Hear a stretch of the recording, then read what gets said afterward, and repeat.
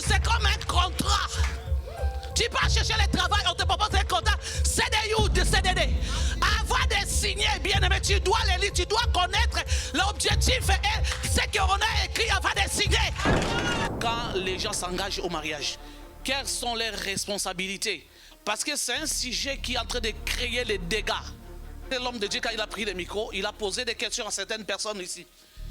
Comment tu vois les mariages? Comment tout le monde ici, ceux qui ont répondu, ils ont dit que tout le monde est là. Les mariages, c'est pas facile. Hein? Les mariages, c'est pas facile. Les mariages, c'est pas facile. C'est trop difficile, c'est trop difficile. Bien aimé, laisse-moi te dire, le mariage, ce n'est pas difficile. C'est nous que nous rendons les mariages difficiles par notre compréhension, par notre manière de fonctionnement. Bien aimé, laisse-moi te dire, si les hommes ils peuvent dire que les mariages difficiles, bien aimé, ça peut arriver peut-être à 30% ou 40%. Mais en général, 99%, c'est nous les femmes que nous disons, les mariages c'est difficile, les mariages c'est difficile. Laisse-moi aujourd'hui, je vais te dire, je vais te démontrer pourquoi tu dis que le mariage est difficile, tandis que toi tu as des capacités de gérer des choses.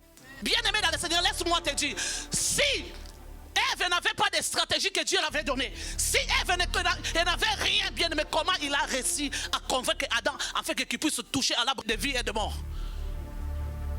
Comment il a fait? Parce qu'il avait ce pouvoir-là de convaincre. Il avait ce pouvoir-là de séduire. Il avait ce pouvoir-là de parler afin que son mari puisse l'écouter. Tu as quelque chose. Malgré il a amené dans le mal, mais il avait cette capacité-là. Parce que ces capacités-là, Dieu l'a offert.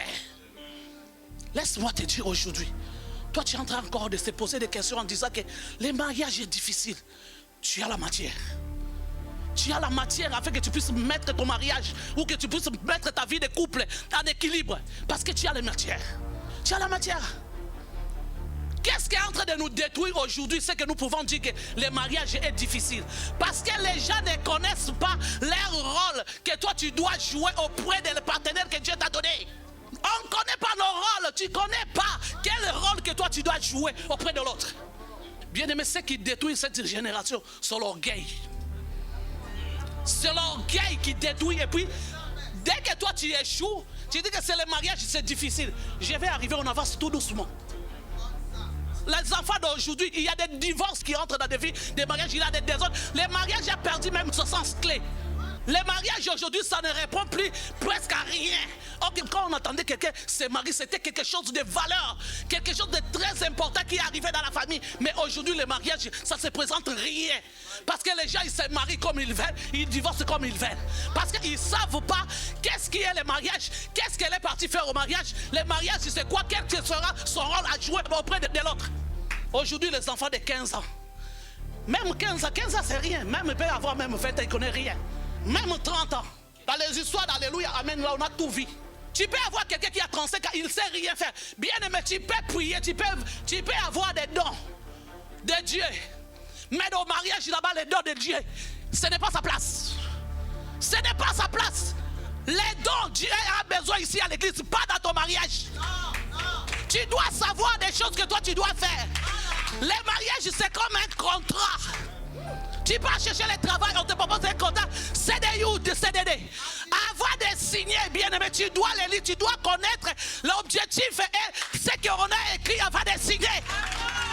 Tu dois comprendre qu'est-ce que tu es en train de signer. Tu ne dois pas t'engager sur quelque chose que tu ne connais pas le contenu de la chose.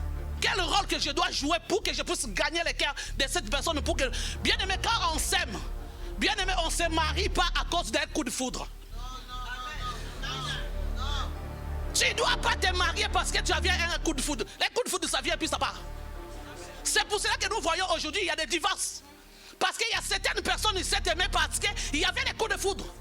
Il y a certaines choses bien aimées, quelles que soient les connaissances de ce que toi tu as appris à l'école, ça n'arrangera pas certaines choses dans ce qui concerne le mariage. Les mariages, ça demande de la grandeur. Les mariages, ça demande de la sagesse. Les mariages, ça demande, tu dois être mature dans la tête. Nous sommes en train d'envoyer nos enfants au mariage. Et même les enfants, ils n'écoutent pas les parents. Même aussi, bien aimé, quelque soit tu as beaucoup étudié, plus que tes parents. Mais tes parents, ils connaissent des choses que toi tu ne connais pas. Tu n'as l'expérience parce que toi tu connais seulement le stylo et le papier. Nous les femmes, nous devons comprendre que on parle de mariage, c'est nous qu'on est agité, c'est nous qu'on se donne à se préparer. Tu pars chercher la robe, si c'est de 2000 euros. Parfois, il y a même d'autres, ils partent plus loin de 5000. Dis-moi, tu achètes une robe de 5000 pour que le mariage dans 10 semaines, ça puisse se casser. Maintenant, dis-moi, les 5000 là, tu ne pouvais pas mettre dans ton compte. Tu ne pouvais pas avoir même un sous-bassement, peut-être pour un crédit qui pouvait te faire du bien. Tu t'offres une robe chère, mais tandis que des réalités de ce que toi tu veux porter, tu ne connais même pas. Je vais te dire, le mariage c'est quelque chose de bien. Moi je peux le témoigner. Je peux le témoigner. Parce que j'ai été préparé. Mais comme il y a dans le mariage, il y a les hauts, il y a les bas, j'assume. Mais aujourd'hui, qu'est-ce que nous voyons? Les gens, ils sont pressés d'aller au mariage parce que, non, je dois fuir parce que j'ai besoin de sexe. Tu as besoin de sexe? Ah bon? Parce que, bien aimé, dans la vie, il y a plein de réalités. Ça peut arriver, bien aimé, un de vous, parce que toi, tu as aimé le sexe, c'est ça qui t'a amené dans le mariage. Et le jour que ton partenaire ne sera pas capable de te satisfaire, qu'est-ce que tu vas faire? C'est que tu vas tricher. C'est que tu vas tricher. Parce que toi, tu n'étais pas parti au mariage au vrai sens du mot. Tu n'étais pas parti pour que tu puisses rester la femme de quelqu'un ou rester le mari de quelqu'un. Mais toi, tu t'es vagué dans le mariage pour aller satisfaire tes besoins. Et les jours que la personne qu'il est comme un objet pour satisfaire tes besoins, les jours qu'il ne sera pas dispo, dis-moi, qu'est-ce que tu vas faire? Tu vas faire quoi? Les jours que tu vas oser, c'est les jours que tu vas enterrer ton mariage. Nous, les femmes, nous devons savoir. Vous, les jeunes filles que vous vous préparez aujourd'hui, allez dans le mariage. Ne vous préparez pas seulement que je suis en train de me marier, je suis en train de me marier, je suis en train de me marier. Oui, tu vas te marier, bien sûr. Mais sachez que la même, c'est nous les femmes qu'on se prépare beaucoup plus. Hein? Mais pas les hommes. Parce que si tu n'es pas préparé, attaque-t-elle. Les hommes, ça les prend le temps. Afin qu'ils comprennent que comme je suis là, je ne vis plus seul, je vis avec une femme. Je dois tout ce que je dois faire, je dois partager d'abord avec ma femme. Avant que je fasse quelque chose, je dois d'abord consulter ma femme. Ça les prend le temps. Tu vas entrer dans le mariage.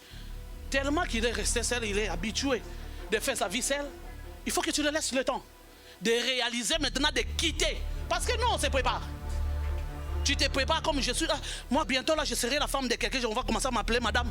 Mais hey, ils n'ont pas cette capacité-là. Adam et Ève dans le jardin d'Éden. Adam, il n'était pas préparé. Bien-aimé, vous que vous enviez les mariages a plein de surprises. Après des surprises, bien-aimé. Il y a d'autres personnes qui doivent se marier à cause des sectes. Tu peux te retrouver, bien-aimé. Ton mari devient invalide. Qu'est-ce que tu vas faire? Tu vas abandonner le mariage. Qu'est-ce que tu vas faire? Tu vas amener un autre homme dans ta maison. Toi, l'homme, tu vas amener une autre femme dans ta maison. Bien-aimé, le mariage, c'est un contrat en durée indéterminée. Tu dois signer. Et le lire d'abord avant de signer pour comprendre de qu'est-ce qui se cache là dans ce contrat-là. Parce que c'est quelque chose, dès que tu signes, tu ne peux plus retourner. On ne se marie pas pour que nous puissions retourner. Quand toi tu as commencé avec ton mari, est-ce que vous avez commencé avec un appartement? Pourquoi, bien aimé, pourquoi vous ne voulez pas que vos enfants aussi commencent la manière que vous aussi vous avez commencé? Donc si toi tu attends que ton enfant puisse t'amener un mari qui est tout fait, bien aimé, le mari là, il va prendre le contrôle sur vous. À cause de ses biens, c'est votre enfant qui va souffrir là-bas. Mais une personne que vous commencez dans la souffrance, c'est comme moi aujourd'hui, je peux dire à Exaucé, arrête. Il va écouter parce qu'on connaît là où on vient. Mais une personne que toi tu le trouves, qu'il est bien complet, tu n'auras pas un mot à le dire. Tu vas, tais-toi. Il te dit, tais-toi. Tu connais d'où moi je viens?